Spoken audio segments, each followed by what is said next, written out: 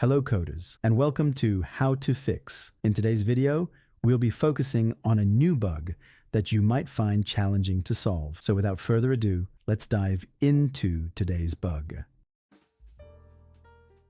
First, let's run code 1 that generate the error and let's see what happens.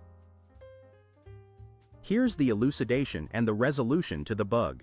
Please pause the video to absorb the explanation. Let's adjust the code now and watch the outcome it yields.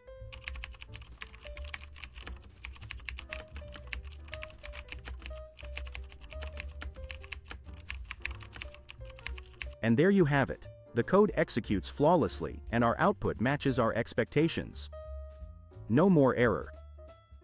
That wraps up our video for today. If this video was of help, don't hesitate to hit the like button and subscribe to our channel for more programming fix videos. Keep the curiosity alive, keep growing, and happy programming to all.